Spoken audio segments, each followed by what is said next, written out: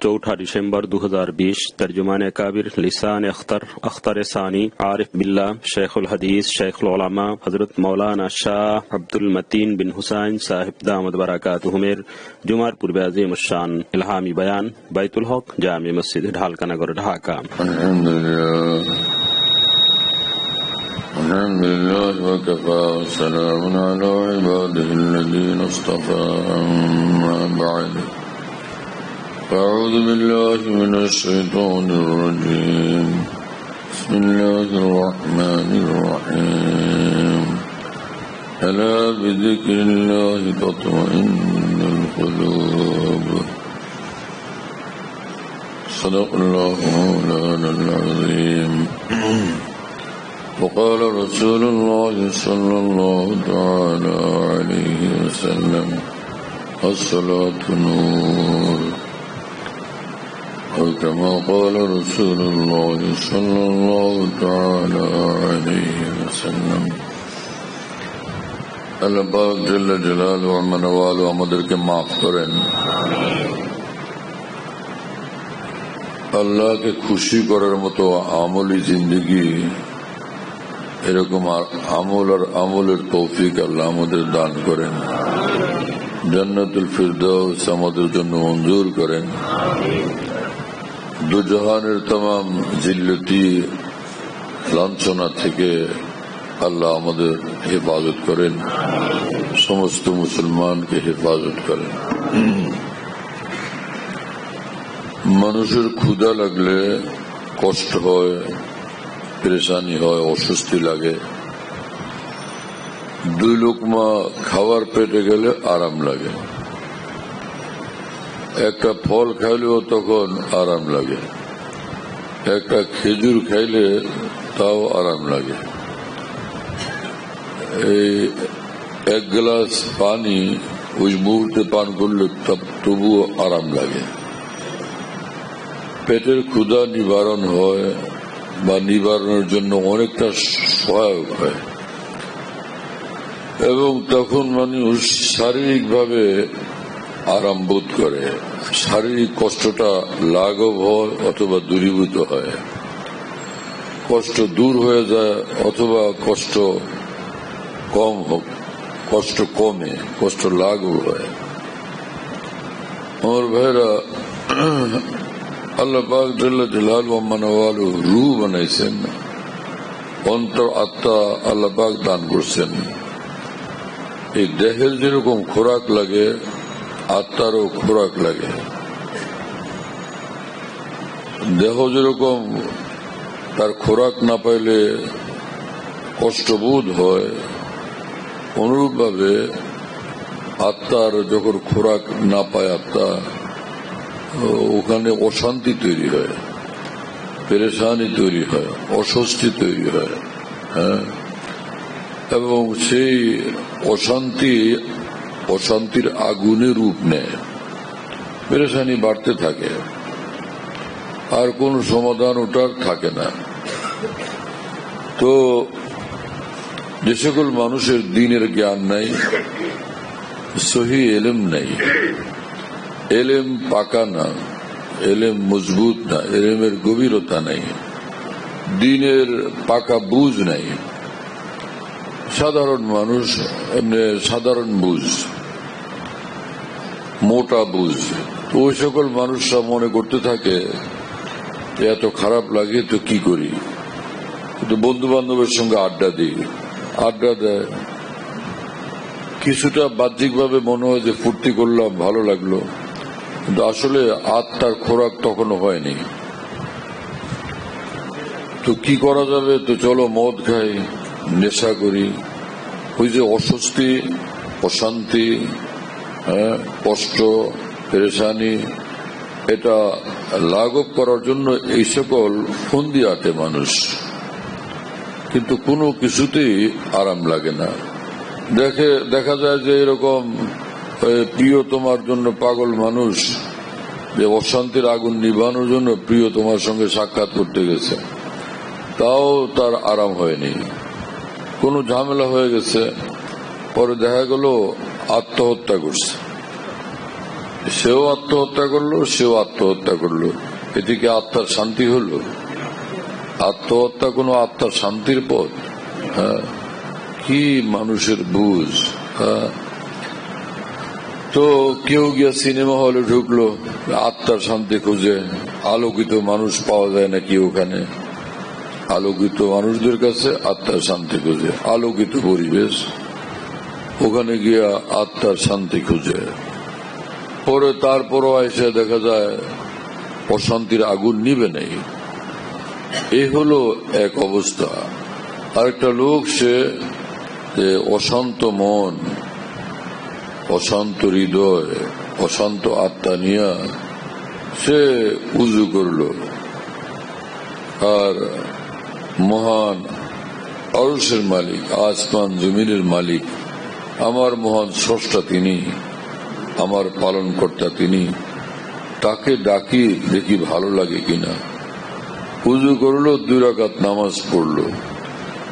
2 রাকাত নামাজ পড়তে পড়তে এখন ভালো লাগে, এখন আরাম লাগে, সেজদায় গিয়ে খুশি লাগে, শান্তি লাগে।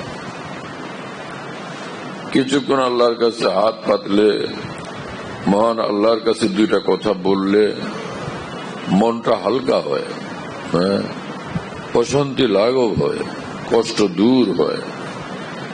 এত কষ্ট, পেরেশানি, সংকট, সমস্যার মধ্যে একটা স্বস্তি বোধ হয়। হ্যাঁ, আমার ভাইরা, এতে প্রমাণিত হয় যে দুনিয়ার কোনো বস্তুর দ্বারা, দুনিয়ার কোনো কিছুর দ্বারা আত্মার শান্তি লাভ সম্ভব না।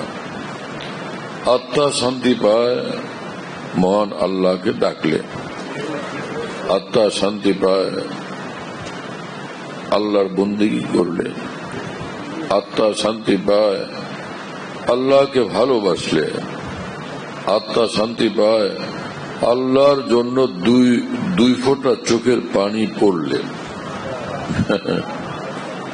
এক বুজুর্গ ছিলেন হযরত শাহ আব্দুল গনি ফুলপুর রহমতুল্লাহ আলাইহি।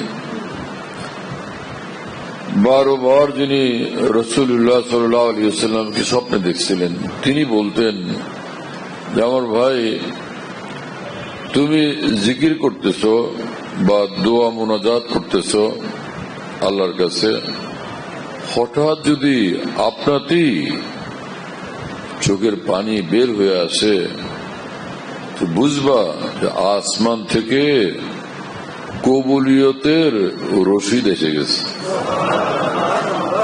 হ্যাঁ, যে কোন জায়গাতে মানুষ টাকা দিলেও তো একটা রশিদ দিয়ে দেয়, যা প্রাপ্তি সনদ। আমি পাইলাম যে তার ডকুমেন্ট। হ্যাঁ, তো বান্দা যখন জিকির করে আর আপনাতেই কান্না আসে, দোয়া মুনাজাত করে, এমন ভাবে কান্না আসে নিজেকে থামায় রাখা যায় না, এইভাবে কান্না আসতে থাকে। এরকম কান্না যদি আসে তোমার, তা আলামত যে समझ लेना कि बस कबूलियत की रसीद आ गई।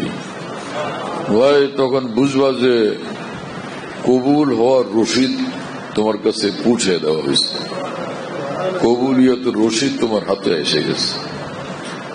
আমার ভাইরা, সেই কথাই কোরআনে কারিমে মহান রব্বুল আলামিন বলেন যে আলা বিযিকরিল্লাহি তাতমাইন্নুল কুলুব, যে আল্লাহ পাকের জিকিরের দ্বারা অন্তরে শান্তি আসবে, আল্লাহ পাকের স্মরণের দ্বারা, আল্লাহর ধ্যানের দ্বারা অন্তরে শান্তি আসবে, আল্লাহর সঙ্গে মশগুল হওয়ার দ্বারা অন্তরে শান্তি আসবে, আল্লাহর সামনে সিজদা করার দ্বারা অন্তরে শান্তি আসবে। সে সারা দুনিয়া থেকে আলোক হয়ে গেছে মানুষটা, আপনজনরা কেউ কাছেও নেই, স্ত্রী সন্তান সব বাড়িতে এবং দেশে। আর নিজের কোনো ভালো পোশাকাদি, সেটাও স্বাভাবিক যে পোশাক, সেটাও সঙ্গে নেই।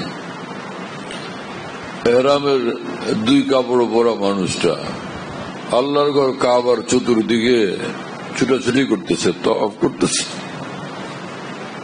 ওখানেই তার কাছে শান্তি লাগে, আরাম লাগে। আল্লাহর ঘর কাবার তওয়াফের ভিতরে এত শান্তি, এত আরাম।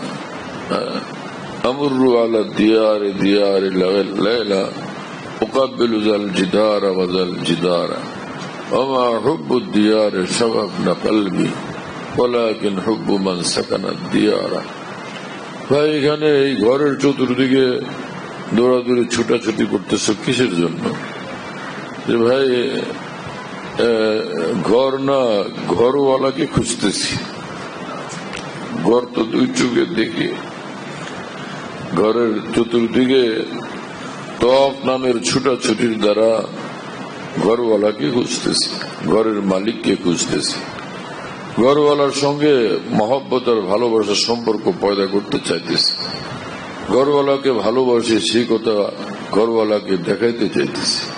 হ্যাঁ, এক বুজুর্গ তিনি ভোর রাত্রে উঠতেন এবং তাহাজ্জুদের নামাজ পড়তেন। 2 রাকাত পড়তেন তো কান্নাকাটি করতেন, চোখের পানি পড়তো, চোখের পানি ফেলতেন। আবার উঠে গিয়ে আরেক জায়গাতে 2 রাকাত পড়তেন না, ওখানে কান্নাকাটি করতেন। জায়গা বদলায় বদলায় এইভাবে তিনি 2 রাকাত পড়তেন আর সেখানে কান্নাকাটি করতেন, আল্লাহকে ডাকাডাকি করতেন।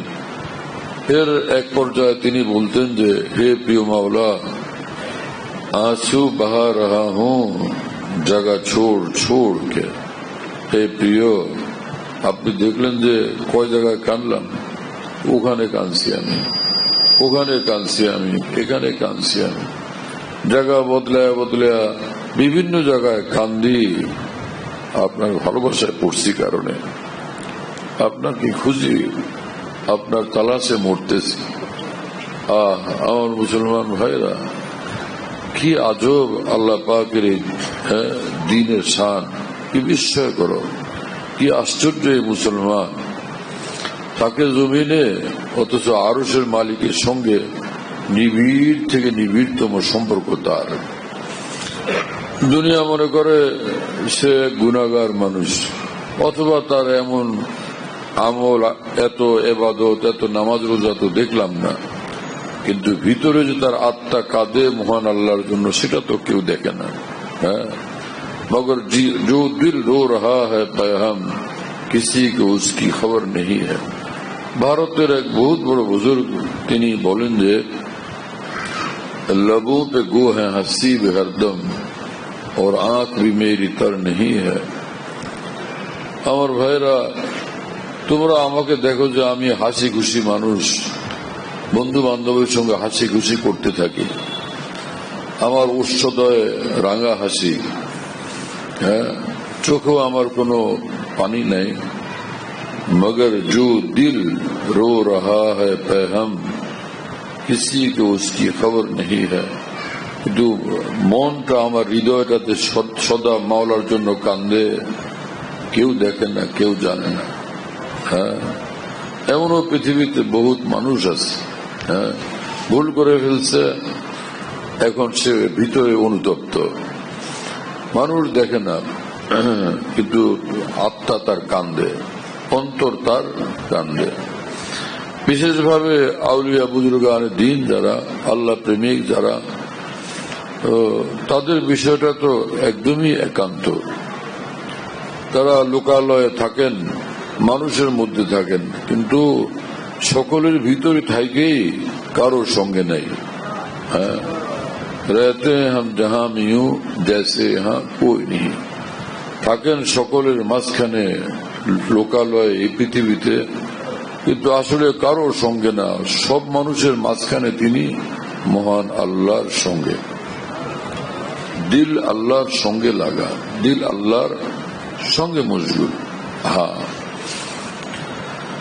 আর আল্লাহ পাকের শান এরকম যে বান্দাকে যখন দেখেন যে আগে যাই ছিল, যত নষ্ট ছিল, ভ্রষ্ট ছিল, হ্যাঁ, অন্ধকারে ছিল, দূরে দূরে থাকতে অভ্যস্ত ছিল, আজকে সে আমাকে খুঁজে। এখন সে আমাকে পাওয়ার জন্য ব্যাকুল হয়ে উঠছে। আগে কি হয়েছিল, আজকের এই ব্যথা বেদনা, আজকে তার ব্যাকুলতা দেখা মুহূর্তে পিছনের অধ্যায়কে, কালো অধ্যায়কে মালিক দয়ার সাগর দিয়ে ধুইয়া পরিষ্কার করে দেন।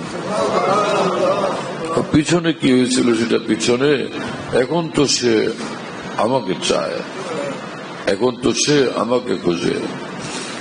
আশ্চর্য রব্বুল আলামিনের শান। আল্লাহ পাক মানুষ সৃষ্টি করবেন, ফেরেশতারা বললেন যে আপনার গুণগানে দিনরাত সর্বদা আমরা মশগুল। ওদেরকে সৃষ্টি করবেন তো ওদের মধ্যে তো খুন খারাপি কারণেওয়ালা বিশৃঙ্খলাকারীরাও হবে। আল্লাহ পাক বললেন যে কেন যে করব আমি সৃষ্টি ওদেরকে, তোমরা জানো না, আমি জানি। কি জানেন আল্লাহ? আল্লাহ জানেন। কত বিষয় ছিল সেই কথার মধ্যে।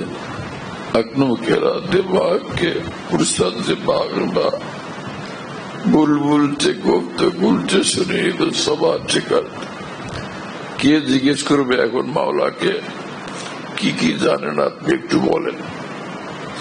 তো যা রব্বুল আলামিন জানেন, যে কারণে মানুষদের বানাইছেন, তার মধ্যে একটা হলো হে ফেরেশতারা, সারাটা আসমানে তোমরা বেশুমার ফেরেশতা, ইবাদত করো, বন্দেগী করো, সিজদা রুকু করো, জিকির করো, আমার পবিত্রতা গুণগান করো। কিন্তু একদিন তো আমাকে কান্দা দেখাইতে পারলা না। তোমাদের কারো চোখে আমি এক ফোঁটা পানি দেখলাম না। ওরা কি করবে আমি জানি, কিন্তু ওদের চোখের পানি আমি দেখতে চাই। আমার জন্য কাঁদে, সেটা আমি দেখতে চাই। আমার জন্য ছটফট করে, আমার ব্যথায় বেদনায় ছটফট করতে থাকে, আমার ভালোবাসার আগুনে জ্বলতে থাকে, পড়তে থাকে, সেটা আমি দেখতে চাই। তোমাদের মধ্যে ভালোবাসার আগুনও নাই আর দুই চোখে পানিও নাই। দুই জিনিসকে আমি ভীষণ ভালোবাসি। এই দুই জিনিস আমার অনেক বেশি প্রিয়, সর্বশ্রেষ্ঠ প্রিয় জিনিস এই দুই জিনিস। সেটা তো তোমাদের কাছে নেই, है ना। दर्द दिल के वास्ते पैदा किया इंसान को, वरना तौत के लिए कुछ कम न थे करूबियां। সেটা এক বুজুর্গ বলছেন, ভাইরে, যে ভালোবাসার ব্যথা আর যন্ত্রণা, তড়পানি আর ছটফটানি, এটা দেখার জন্য মাওলা তোমাকে আমাকে বানাইছেন। আর না হলে ইবাদতের জন্য ইবাদতকারীর সংখ্যা তো কম ছিল না। পবিত্র ইবাদতকারীরা সেখানে তো বেশুমার ছিলেন। এই এক জিনিস।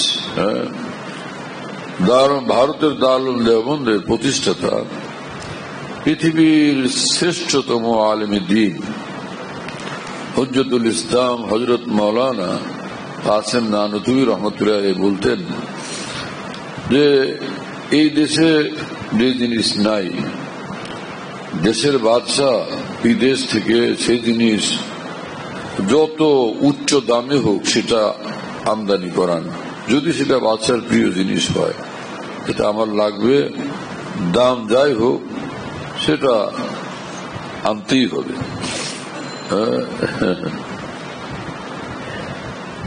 কোন এক দেশের সঙ্গে ব্রিটেনের রানীর চুক্তি আছে, এটা যে ওই দেশে চোষা আম হবে, প্রথম যে আমগুলো আসবে ওটা ব্রিটেনের রানীর জন্য পাঠানো লাগবে। পুরা জাহাজ ভর্তি করে প্রতি বছর পাঠাইতে হয়। কি কথা বুঝেন নাই? তার দেশে নাই, বিদেশে এটা পাওয়া যায়, অনেক উচ্চ দামে খরিদ করে। হুজ্জতুল ইসলাম মাওলানা কাসেম নানুতুবি রহমতুল্লাহ আলাইহি বলেন যে আসমান জগতে, উর্দু জগতে সব আছে, বেশুমার ফেরেশতা, আল্লাহ পাকের আরশ, কুরসি, লৌহ কলম, আল্লাহ পাকের নূর তাজাল্লি, কত কিছু যায় পৃথিবীর কোথাও নাই। সেই জিনিস। হ্যাঁ, কিন্তু এক জিনিস সেই ঊর্ধ্ব জগতে মহান আল্লাহর ভীষণ প্রিয়, আর ঊর্ধ্ব জগতে সেটা নাই, ওই জগতে, ওই জাহানে, ওই দেশে সেটা নাই। সেটা হলো চোখের পান। আল্লাহ পাক সর্বোচ্চ মূল্যে সেটাকে খরিদ করেন, জমিন থেকে আসমান সেটা আমদানি করেন। আমার ভাইরা, আমরা প্রত্যেকে নিজেকে চিনি, নিজেকে জানি, যদিও আমরা কখনো ভুল ভ্রান্তিতে পড়ে আরেকজনের ধমক দিই, তুমি কে, তোমার চিনি, হ্যাঁ, তোমার খবর আছে। কিন্তু আমরা প্রত্যেকে নিজেকে চিনি, নিজেকে জানি, আমি কে, আমার জীবনের হিস্ট্রি কি, হ্যাঁ, আমার ইতিহাস ভূগোল কি। আমার প্রিয় বন্ধুরা, জীবনের সে কালো অধ্যায়ের দিকে না তাকাই, হ্যাঁ, আরহামুর রহিমিনের অকুল রহমতের সাগর দিকে তাকাই। এবং আমি আল্লাহর কসম করে বলতেছি যে দিনরাত সর্বদা মহান আল্লাহ বান্দাকে দয়ার হাতে হাতছানি দিয়ে রাখতে থাকেন, ফিরে আসো, ফিরে আসো, এখনই নত হো, ক্ষমা চাও, এক্ষুনি আমার রহমতের কোলে তোমাকে তুলে নিব। অনেক বিষয় আছে যেগুলো বুঝার জন্য অনেক পড়াশোনা লাগে, গভীর এলম লাগে, কিন্তু আমি ভাই সেই কথাগুলো কিভাবে বুঝাইয়া বলবো মুসলমান ভাইদেরকে খুঁজতে থাকি। আল্লাহ যদি দয়া না করেন, দ্বীনের গভীর কথা বলার ক্ষমতা দ্বীনের খাদেমদের হয় না। একটা বিষয় হলো যে কোরআন কিতাবে কাদিম, যে আল্লাহ কোরআন নাজিল করছেন, কথা বলছেন, শেষ হয়ে গেছে, এমনটা কিন্তু না। মাইকে কথা বলা 1 ঘন্টা হলো, কথা বলা শেষ, মেশিন বন্ধ, কথা বন্ধ, কিন্তু এমন না। কোরআন আল্লাহর চিরন্তন কালাম, এই কথা, এই কালাম জারি আছে, অব্যাহত আছে। আমরা মনে করি যে একবার নাজিল হয়েছিল, এই ঈমানওয়ালারা আল্লাহকে স্মরণ করো, আল্লাহর জিকির করো। না, সর্বক্ষণই আল্লাহ বলতেছেন এই কথা, সর্বক্ষণ এই কথা বলতেছেন, এই ঈমানওয়ালারা আল্লাহকে ডাকো, আল্লাহর জিকির করো, আল্লাহকে স্মরণ করো, সর্বক্ষণ বলতেছেন। এই ঈমানওয়ালারা মাওলাকে ভালোবাসো, মাওলাকে মহব্বত করো, সবকিছু থেকে নজর হটাও, মাওলার দিকে নজর করো, ওখানে নজর স্থির করো, ওখানে নজর নিবদ্ধ করো, দৃষ্টি নিবদ্ধ করো। হ্যাঁ, তো আল্লাহ পাক জাল্লা জালালুহু ওয়া মানওয়ালু যে বলছেন যে আলা বিযিকরিল্লাহ তাতমাইন্নুল কুলুব, শুন রে, অন্তরের শান্তি আসবে শুধুই আমার ভালোবাসার দ্বারা, শুধুই আমার জিকিরের দ্বারা, শুধুই আমার স্মরণের দ্বারা। কি কথা আল্লাহ তাআলা।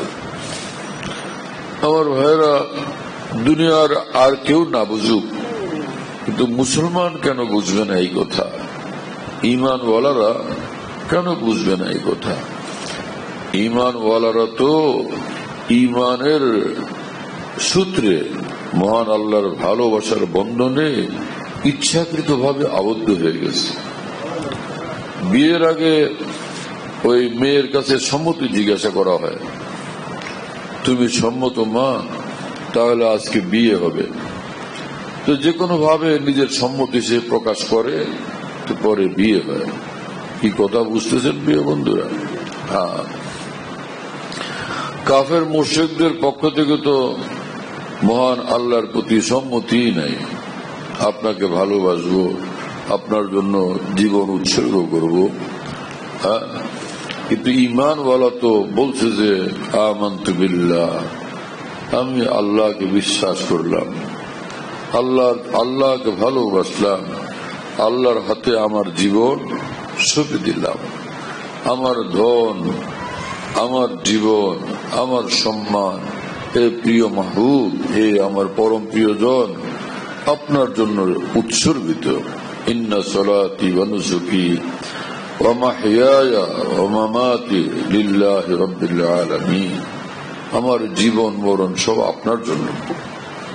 মুমিন তো এরকম, সেই ঈমানওয়ালা কেন বুঝবে না যে আমার আত্মার শান্তি এই পয়সার মধ্যে না, নেতৃত্বের মধ্যে না, আমার আত্মার শান্তি ফ্যাক্টরির মধ্যে না, আমার আত্মার শান্তি ক্ষমতার মধ্যে না, আমার আত্মার শান্তি দলের মধ্যে না, জনবলের মধ্যে না, জনবলের মধ্যে না, আমার আত্মার শান্তি হিমালয়ের চূড়ায় না, রাজার ধনে না, সিংহাসনে না, রাজমুকুটে না।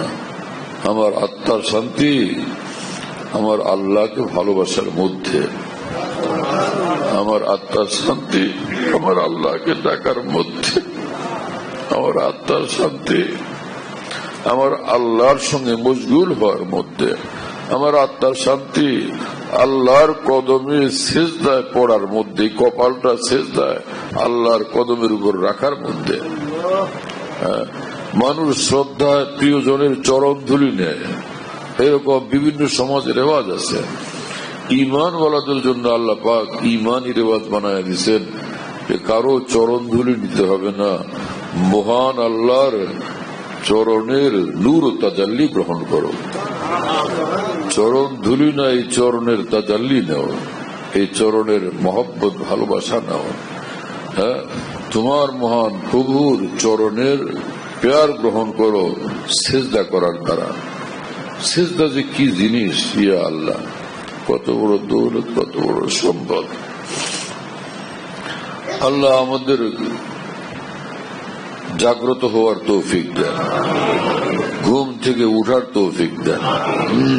হ্যাঁ, আমার ভাইরা, আগের যুগে যে মুসলমানরা ছিলেন, ওলামা, আউলিয়া, বুজুর্গান দ্বীন ছিলেন, সাহাবায়ে কেরাম রাদিয়াল্লাহু আনহুমের জমানা থেকে নিয়ে যুগে যুগে আল্লাহর বিশিষ্ট বান্দাদের যে ইবাদতের অভ্যাস আর নিয়ম ছিল, সেটা তো বিস্ময়কর। শুনলেও আশ্চর্য লাগে যে ভাই এটা কেমনে।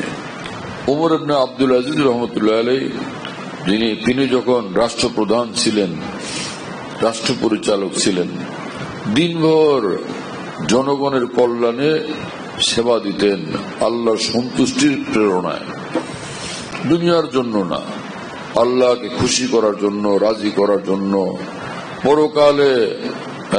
পরকালের পুঁজি জোগাড় করার জন্য, বাড়ানোর জন্য জনগণের খেদমত করতেন। তারা দিনের বেলা সারা রাত জায়গা ইবাদত করতেন।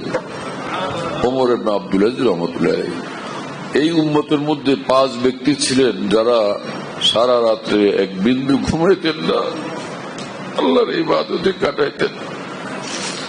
হযরত ওয়াইস কারনী রহমতুল্লাহ আলাইহি, হযরত উমর ইবনে আব্দুল আজিজ রহমতুল্লাহ আলাইহি, ইয়াজিদ রাকাশি রহমতুল্লাহ আলাইহি, ইমাম আজম আবু হানিফা রহমতুল্লাহ আলাইহি, এই সকল মানুষরা সারা রাত জাগতেন, সারা রাত আল্লাহকে ডাকতেন, সারা রাত ইবাদত বন্দেগী করতেন।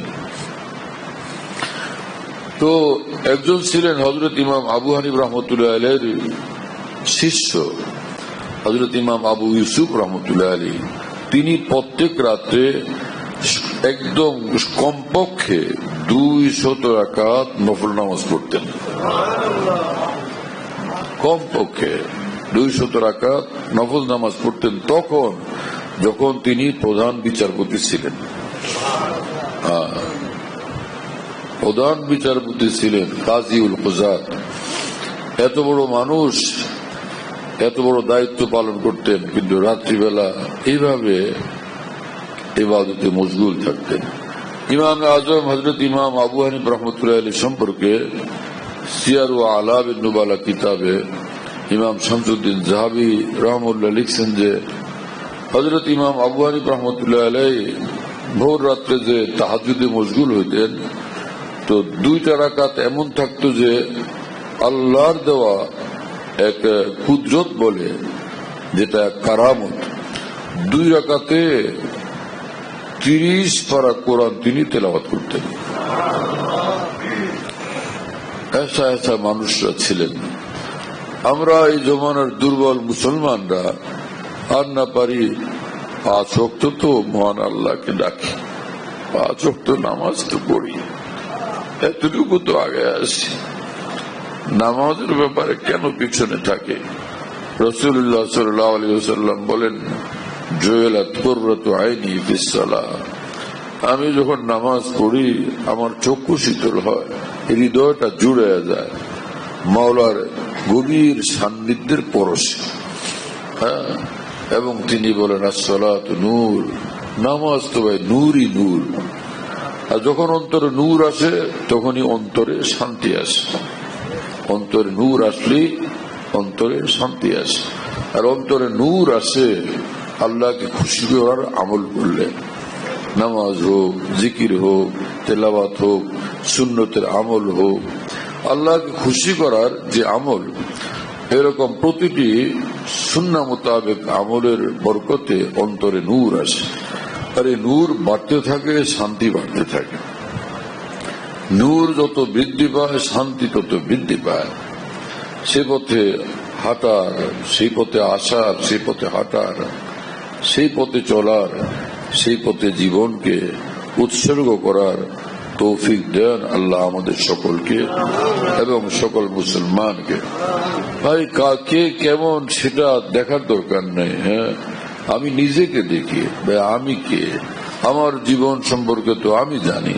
প্রত্যেকে নিজেকে দেখি আর নিজের জীবনের ভুলগুলোর জন্য আল্লাহর কাছে কান্দি, আর সেটাকে শুধরানোর এখনই উদ্যোগ নেই। এটা পেশাবের বাগান, ময়লার বাগান, গোবরের বাগান। কিন্তু ইচ্ছা করলে আজকে আমি এটাকে ফুল বাগান, গোলাপের বাগান বানাইতে পারি। আজকে এখানে হাসনাহানা লাগাইতে পারি, হ্যাঁ না? তো গোবরের বাগান বানায় কি ফায়দা? চলো এটাকে গোলাপের বাগান বানাই। আমার প্রিয় বন্ধুরা, চলেন তো সকলে আমরা জীবনটাকে ইমানের গোলাপের বাগান বানাই, আল্লাহর জিকিরের গোলাপ বাগান বানাই। আল্লাহ পাকের পছন্দের এক ফুলের জীবন আমরা গড়ার উদ্যোগ নিয়ে চেষ্টা করি। আর মহান রব্বুল আলামিন এত সরল ভাষায় বলে দিচ্ছেন, মান তলাবানি ওয়াজাদানি, যে বান্দা আমাকে খুঁজবে নিঃসন্দেহে সে বান্দা আমাকে পাবে। আমার ভাইরা, আল্লাহ তো এরকম সহজ করে বলে দিচ্ছেন, এটাকে কঠিন ভাবার তো কোনো কারণ নেই। হ্যাঁ, আর বাকি রইল আমাদের অসংখ্য ভুল। তার জন্য তো আল্লাহ পাক রাস্তা বাতলাইছেন, চোখের পানি ফেলো, কাঁদো, কাঁদতে না পারলে কান্নার ভান করো, কান্নার ভঙ্গি, কান্নার রং দেখাও। হ্যাঁ, অনুতাপ করো, অনুশোচনা করো। এর দ্বারা তোমার জীবনের কালি সব ধুয়ে মুছে পরিষ্কার হয়ে যাবে। তুমি ফেরেশতা হয়ে আমার কাছে আসবা, বরং ফেরেশতার চেয়েও ঊর্ধ্বের মর্তবা তোমাকে আমি দান করব। আল্লাহ পাক ফেরেশতাদের পরে মানুষ বানাইছেন তো এই জন্য, তোমাদেরকে কেউ টানে না। হ্যাঁ, আমি আল্লাহ থেকে দূরে সরানোর জন্য। জমিনে আমার এই বান্দাদেরকে সারা দুনিয়া টানতে থাকবে, আমি আল্লাহ থেকে দূরে সরানোর জন্য, বিপদগামী করার জন্য, ভিন্ন কিছুর দিকে নেওয়ার জন্য। ওরা সব কিছু টানবে অন্যদিকে, আমার বান্দা ছুটবে ওর প্রিয় মাওলার দিকে। এই দৃশ্যটা আমি দেখতে চাই। এই যুদ্ধটা আমার জন্য ভালোবাসার, এই যুদ্ধটা আমি দেখতে চাই। এই খেলাটা এই ফিল্ডে আমি দেখতে চাই। এর জন্য এই বান্দাদের সৃষ্টি, সে আমল করার জন্য আল্লাহ আমাদের তৌফিক দেন এবং কবুল করেন। আখির দাওয়ানা আলহামদুলিল্লাহি রাব্বিল আলামিন, সাল্লাল্লাহু আলা নবিয়্যিল কারীম। হযরতুল্লাহ দামাত বারাকাতুহুর বয়ান, যেখানে বয়ান করেন, সব বয়ান নেটের মাধ্যমে, টেলিগ্রামের মাধ্যমে পাওয়া যাচ্ছে। হযরতুল্লাহ দামাত বারাকাতুহু যখন বয়ান করেন, বয়ানটা আমরা দেশ বিদেশ থেকে, দুনিয়ার যে কোনো জায়গা থেকে আমরা পেতে পারি। এই জন্য মুফতি শহীদুল ইসলাম হুজুরের নম্বরে যোগাযোগ করবেন, 01715 80 18 69 80 18 69 01715 80 18 69 বাহ যাতে মনে থাকবে ইনশাল্লাহ সবার। 01715 80 18 69 বলো ভাই 01715 80 18 69 অনেক সোজা তো ভাই মাশাআল্লাহ অনেক সোজা করে দিছে।